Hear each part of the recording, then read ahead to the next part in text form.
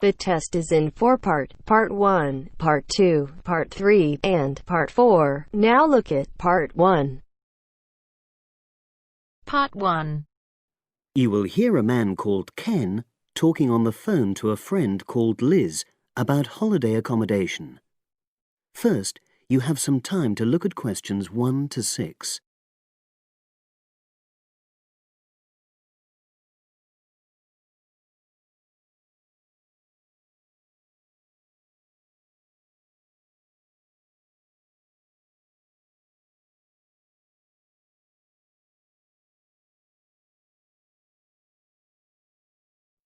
Now we shall begin.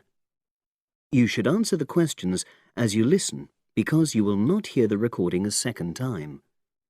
Listen carefully and answer questions 1 to 6.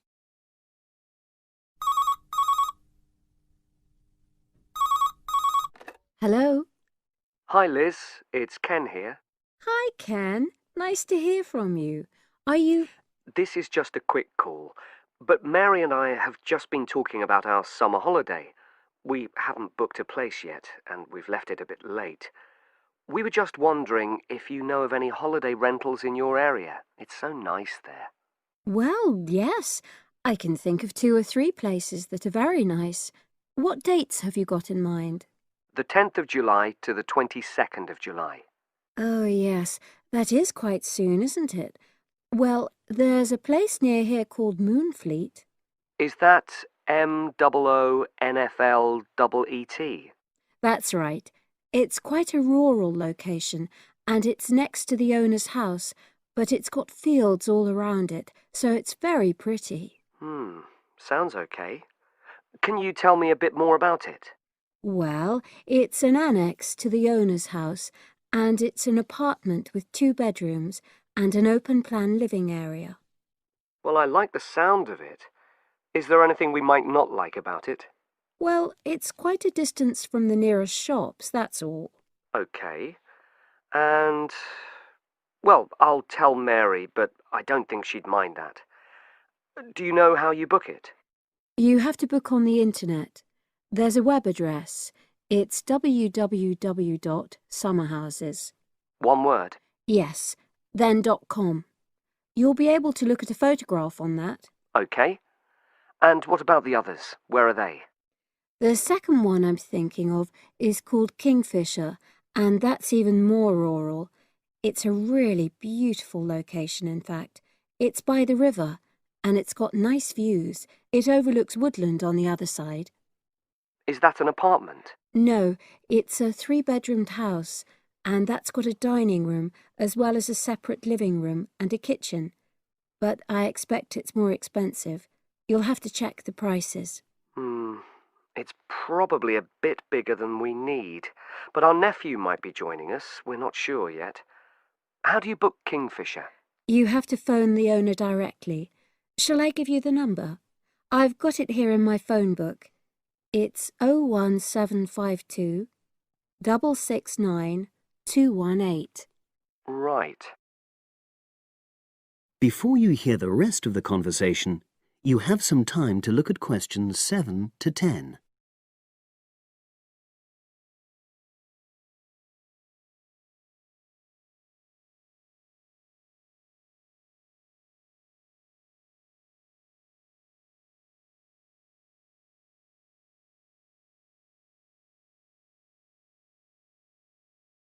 Now listen and answer questions 7 to 10. And you mentioned a third place?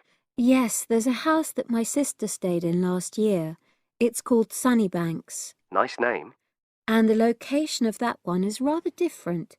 It's in the centre of a village, but it's a very small and quaint place. Did your sister like it?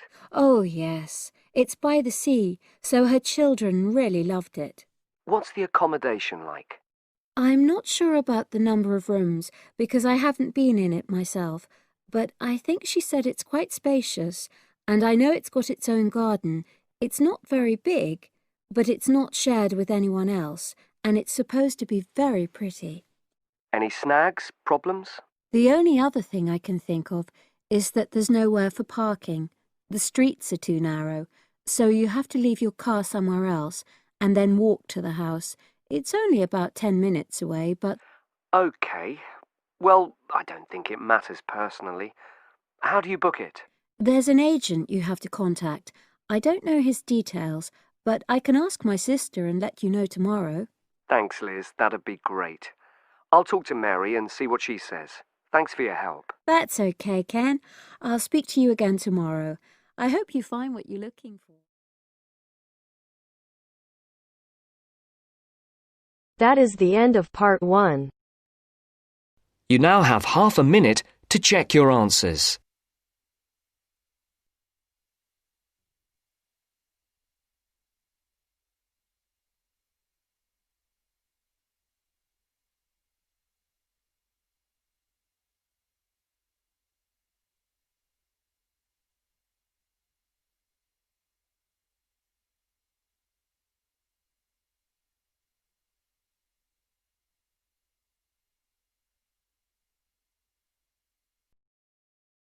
Now turns to part 2. Part 2. You are going to hear a tutor talking to a group of philosophy students. First, look at questions 11 to 13.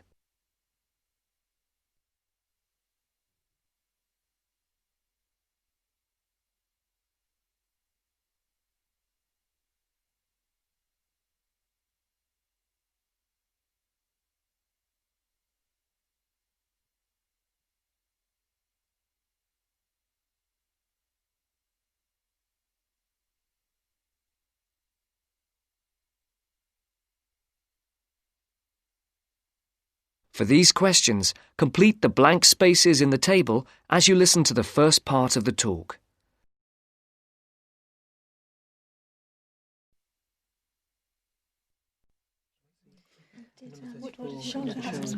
Good morning, everyone. Good morning. My name is Dr. Russell, and I am your tutor for philosophy this year. I think we're all here. Let's see, 5, 6, 7. Yes, that's everyone.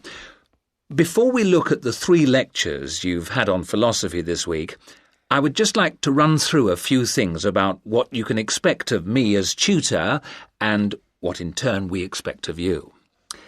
As for myself, my function as tutor is to help you in all things relating to your work in the philosophy course. The help that I am able to give is, of course, mainly academic. For personal matters, I can refer you to other support services in the university, ranging from counselling to welfare. One thing that I would point out is that if you feel that you need to talk to someone, no matter how insignificant it is, don't leave it. Oh, and the last thing is, if you do need to make an appointment, the times are listed on the door of my room. You just write your name in a time slot. But I would point out that the appointment slots get booked up quite quickly. If it's urgent, catching me between sessions is the best idea. That way we can sort something out quickly. No questions? Before the talk continues, look at questions 14 to 20.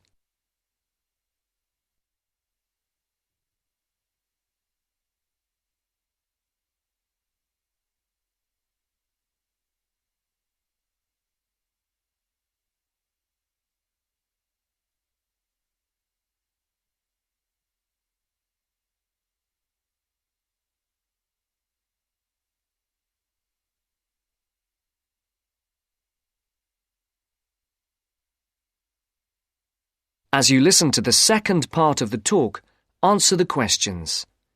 For questions 14 to 19, circle the correct letter, A, B, or C.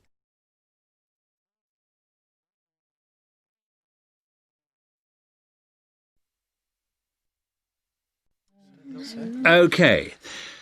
As regards you as students, the tutorials are voluntary. You're not obliged to attend, but you are encouraged to do so. Last year, for the first time, a register was kept of students attending lectures, and this year tutors are being asked to keep a register of tutorial attendance. This is not a formal register, and not all tutors will be doing it, but in the philosophy department, all of us have chosen to keep registers. Another point that's being emphasised this year is punctuality. When we did exit questionnaires, we found that people arriving late for tutorials and lectures was the single most annoying thing for the majority of students. I would therefore ask you to try to be on time for the tutorials, and for all your other classes for that matter. As regards the tutorials themselves, we will have a review of the philosophy lectures of the week before, with the discussion being led by one of you each week. There is, of course, some planning involved, but you should rely primarily on the notes you made at the lectures.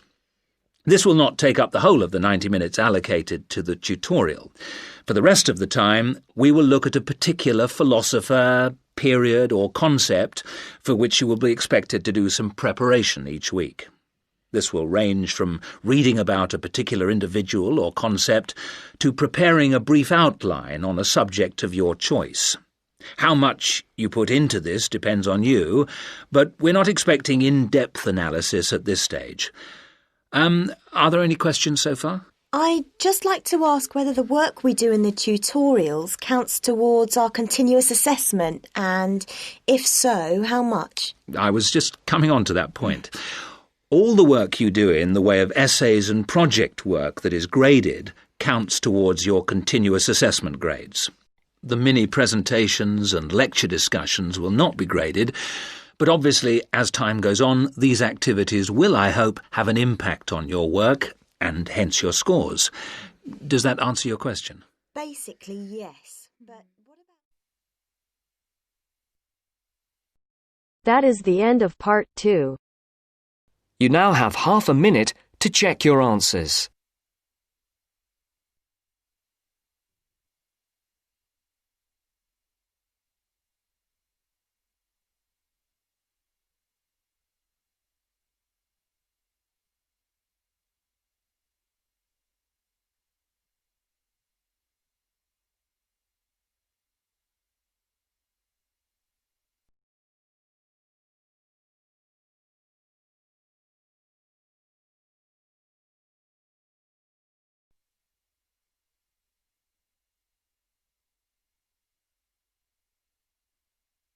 Now turns to part 3. Part 3. You will hear a discussion between two students and their teacher on a planned charity event. First, you have some time to look at questions 21 to 25.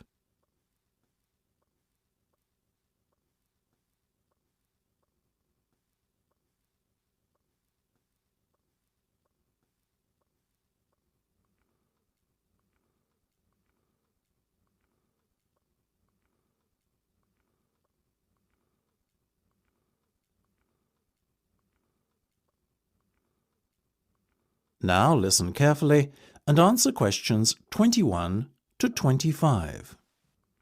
So, are you making any progress with your plans for our annual charity event? I guess first things first. Have you decided what charity it will be in aid of this year? We're thinking about Help the Children Africa, sir.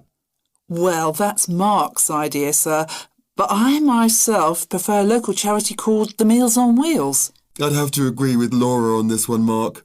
After all, we're supposed to be giving back to the local community, and although helping African children is a very worthy cause, it's a little outside our remit. That settles it, I guess. Moving on from the beneficiary question, have you made a decision on what type of event it will be? Yes, we plan on doing something a little different this year. We're calling the event Balloonathon. Basically, we're going to offer balloons for sale to all the students. Balloons? I don't see where you're going with this. Why would they want to buy a balloon? Well, here's the thing. We don't actually give them the balloon. Instead, we'll write their name on it along with the special phone number, and then we'll release all the balloons into the air. When they fall to the ground, if a person finds one and rings a special number, then both he and the student who've bought the balloon will win a gift voucher. That sounds like an excellent idea, guys. Well thought out. This Balloonathon has a real novelty value attached to it, don't you think? Exactly what we said, sir. The only drawback is that the gas you put into the balloons is rather expensive. How much? About £20 per canister, and we'll need about 10. And how many balloons are you planning to blow up? Well, there are over 1,000 students in the school, so if even 1/3 of the students buy one, we'd need about 350 balloons. We've decided to order 500 so we don't run out. The good thing is we can return the canisters of gas if we don't use them, and the balloons aren't expensive, so there's no real risk of us spending a lot of money without getting a good return. You two have really thought this one out. I'm impressed. Before you hear the rest of the discussion, you have some time to look at questions 26 to 30.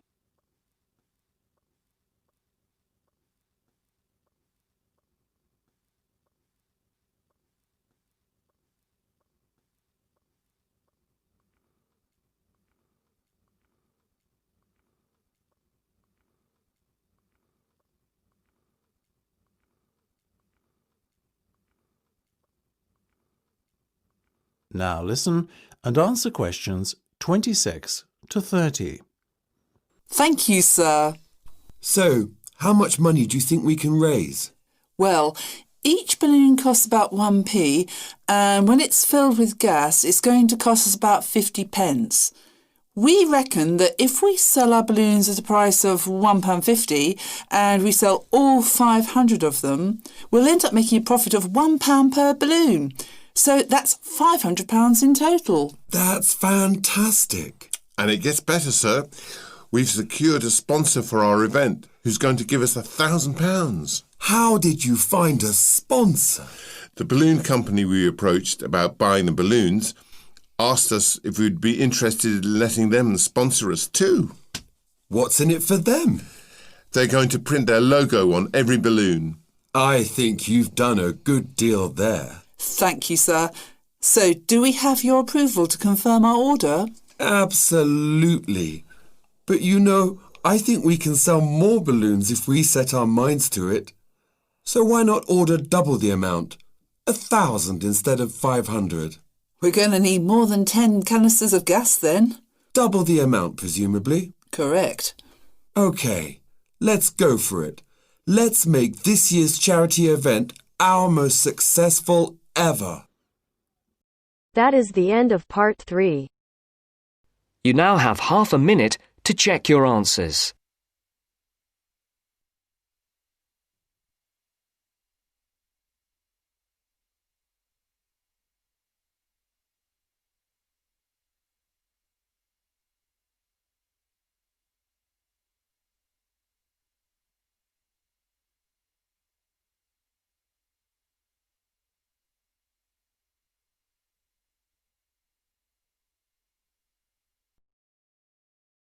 Now turns to part 4.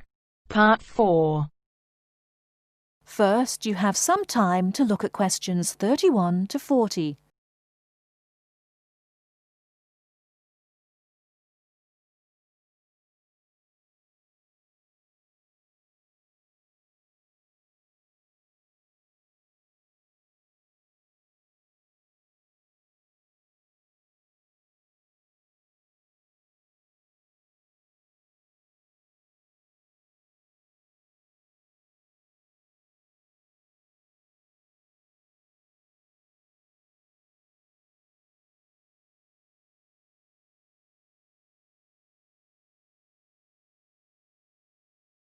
Now listen carefully and answer questions 31 to 40. River dance is an expression of modern Irish culture, but it is based on a culture which had its golden era from the 6th to the 9th century. Before that period, Irish culture was oral and based on a love of complicated stories and poetic styles. But in the 6th century, something wonderful happened. Writing was introduced by missionaries. From then on, the culture of Ireland began to develop in ways impossible before and had considerable influence in Northern Europe in the period up to the 9th century. With the invasions which began in the 9th century, this golden age collapsed and there never was any real recovery. There were no wealthy kings to sponsor the poets and scholars, so the tradition survived only in a form which the peasants liked. The love of story and song did not die, but no real attempt was made to find a distinctive Irish style until the end of the 19th century, when Irish nationalism began to influence writers in English called Anglo-Irish literature. There are many famous writers from that period. There is also William Butler Yeats, George Bernard Shaw, and Samuel Beckett, all of whom have received the Nobel Prize for Literature. In all, Ireland has received the Nobel Literature Prize 4 times. When you consider we have only a population half the size of Beijing, you see how unusual that is. Now, let me talk about the music. The Irish love of music has succeeded in surviving the change from Irish, the native language, to the language of the invader, and has once more begun to blossom and become influential outside the country. Irish music was reduced to being the language of the country people and was dying out as people moved to the cities.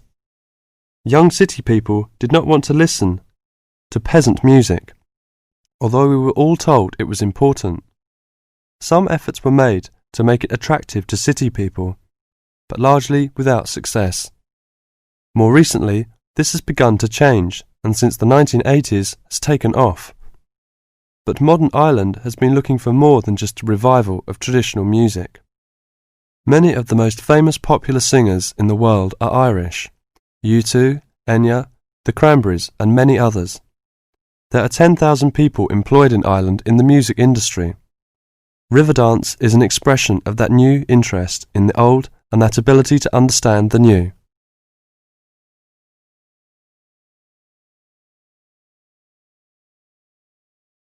That is the end of part 4. You now have half a minute to check your answers.